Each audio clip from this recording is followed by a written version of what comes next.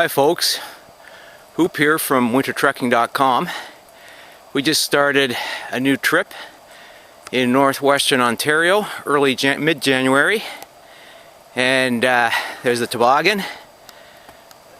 Beautiful trail conditions. We just pulled off an old logging road that fortunately is plowed, and we'd already scouted this trapper's trail that we're going in to access the lake.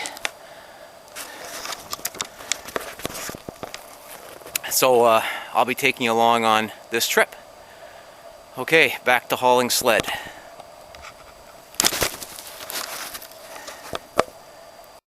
Okay, we made it to the lake.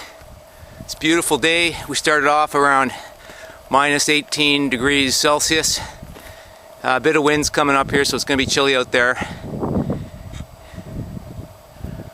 Moose track right here, which was also down the old trapper's trail that we found, but one of the things I noticed right off the bat were these slush dimples. This is mid-January and there's a lot of snow on this lake, and we might get into some slush, which I'm dreading. There's another dimple right there. Don't know if you can see it. So we're wearing big traditional snowshoes today. These will provide excellent flotation.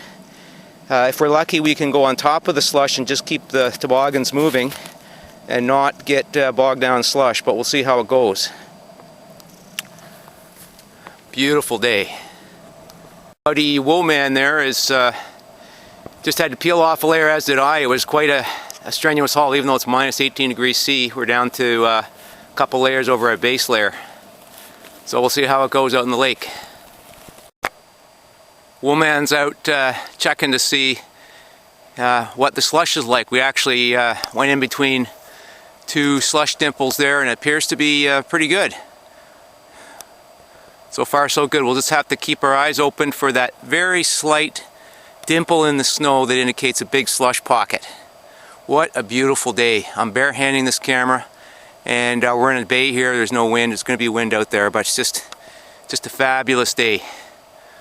About minus 18 degrees Celsius. Lake's pretty slushy, but luckily it's formed into a bit what we call a slush sandwich, which is semi-frozen on top because of the cold weather we've been having. There's Woolman following my track. You can see the track zigging and zagging a bit. That's because I felt slush underneath. Slush feels like you're walking on jello. So that's one of the things you feel for. And just in the track that Woolman scouted out from the landing there, slush was seeping into it already. So I'm on a bit of a hard crust here I could feel with my snowshoes. So I rested my toboggan there. There's no slush seeping up, but we're going to have to keep moving. Yeah, we're going to have to keep moving.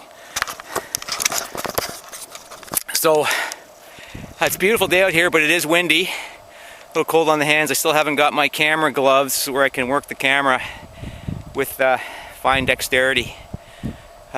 So once again, have to emphasize the value of the big traditional snowshoes for keeping us up out of the slush, just barely floating on that little crust on the slush sandwich.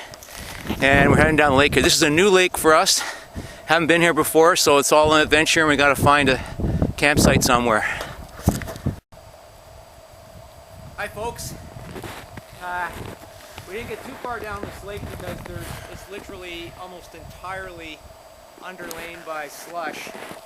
Lucky there's that slush sandwich on part of it where our big snowshoes are floating us up on top of it, but you can feel the jello sometimes underneath the shoes.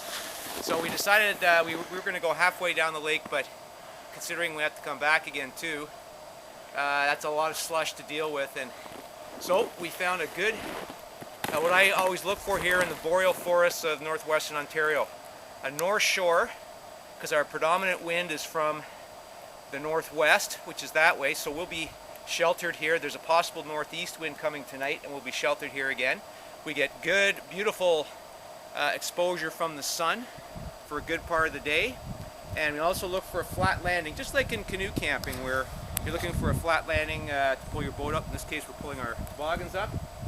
I also look for, just bring the camera over here, and I look for a mature black spruce and jack pine canopy, because underneath that natural cull, as the stand originally developed by fire, and all the young seedlings come in and then they slowly die off during the development of the stand.